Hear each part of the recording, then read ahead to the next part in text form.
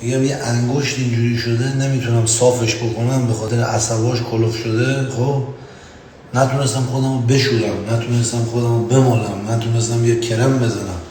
سلامتی داشت من.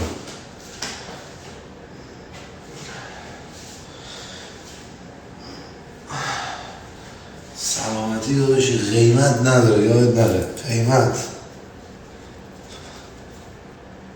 ما داریم آماده میشیم بریم غذا بخوریم و بعد بریم یه مال اینجاست، بریم مال.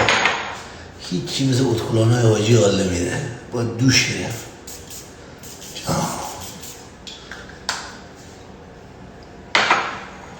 قدر سلامتی رو بدونیم.